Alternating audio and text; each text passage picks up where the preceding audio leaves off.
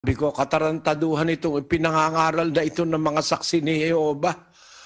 Nanghuhula lang kayo, hindi naman nyo alam kung may ano ang vowel sounds na nandyan. Yan ay gross o masyadong kapangahasang mali ng mga nagtatranslate ng Biblia. Kasi alam mo, ang isang bagay dyan, mahaba ito eh. Ang isang bagay dyan, kapatid, ito, pakita muna natin. Pakita muna natin yung diskusyon namin itong mga saksi ni Jehova. Kaya dapat siguro natin tanungin, Mr. Ayas, bakit naman? Hindi mo naman pala natitiyak na Jehova eh. Pinatatanggap mo na sa amin yung Jehova. O di ba? Dapat, bago natin ipatanggap sa ating kapwa-tao, tiyak na natin. Kung hindi natin tiyak, baka yun magkaroon pa ng amendment doon, kapatid, at saka mga kaibigan, baka yun maging hehede, o kaya huhubo, o kaya hahaba. Sapagkat walang nakatitiyak kung anong bawal sa ginamit ng mga Hebrew ayon sa kanilang libro ng mga saksi ni Jehova. Kung magkaroon ng pagbabago, hindi ikaw naman ngayon tinuro mo na lang itinuro. Nakamatayan na lang ng tao na yung pala bahagi yan ng diskusyon namin nung pinakamataas na Pilipinong saksi ni Jehova. Yung Ayers, magkapatid yan eh.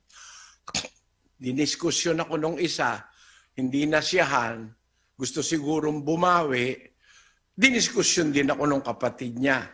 Dalawa yan eh. Sander Ayers at saka sino yung isa? Alfred Ayers. Harap-harapan kako, niloloko ang mga tao. Hindi naman nila pala sigurado kung A talaga, kung E o O.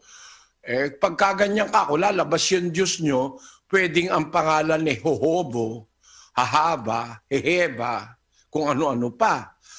Ang sikreto dyan kasi, kapatid, hindi kasi lahat talaga totoo yan eh. Imbento lang yan.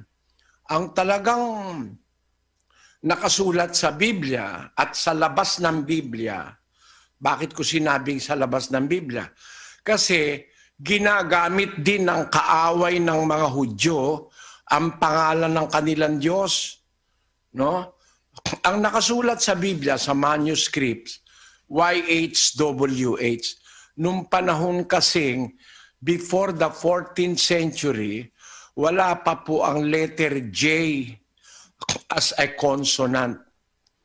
Ang letter J nung araw, ginagamit yan parang katumbas ng I. Pareho silang vowels lumalabas.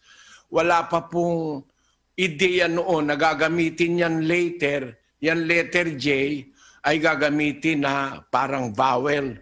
Nung una, ng parang consonant. Nung una, ginagamit yan parang katumbas ng I na vowel. Ganon din ang J. Parang ginagamit yan na ang kanyang sound ay vowel din.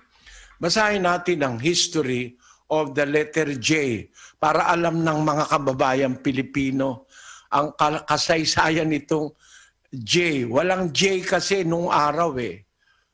Ano yan? Ginagamit yan parang vowel, hindi consonant. Basahin natin, kapatid na Daniel. The Encyclopedia Americana contains the following quote on the J. The form of J was unknown in any alphabet until the 14th century. Either symbol J, I, used initially generally, had the consonantal sound of Y as in year. Gradually, the two symbols, J, I, were differentiated. The J usually acquiring consonantal force and thus becoming regarded as a consonant, and the I becoming a vowel. It was not until 1630 that the differentiation became general in England.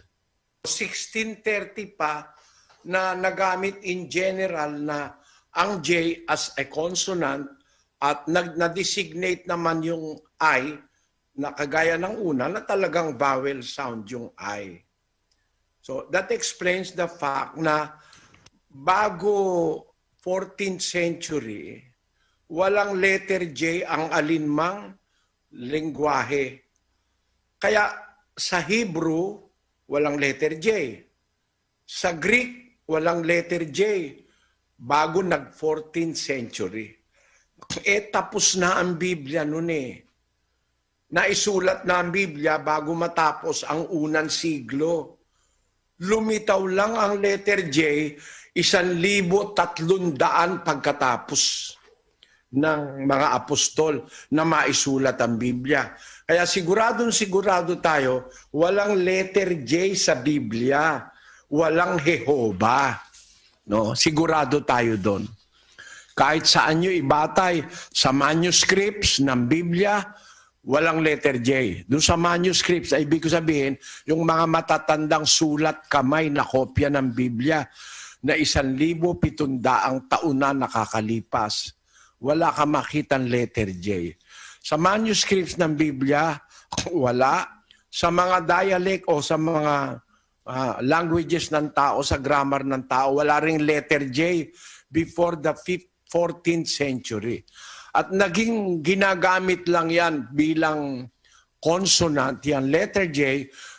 Ang unang-unang gumamit dyan, yung English nation na sa Great Britain, sa England, ginamit lang yan noong 1630 ayon sa Encyclopedia Americana. Maliwanag na pruweba na yung salitang Jehovah, imbento yan ang mga nagsali ng Biblia nitong mga nakakaraang ilang daan taon. Pero sa talagang mga kopya ng Biblia, 1,000 taon na ngayon ang edad. Kasi baka hindi nyo alam, meron tayong kopya ng Biblia, 1,000 taon na ang edad. Kagaya ng Codex Sinaiticus, Codex Vaticanus, kagaya ng mga Dead Sea Scrolls na natuklasan noong 1947, yan ay matatanda ng kopya ng Biblia. Walang makikita kang letter J.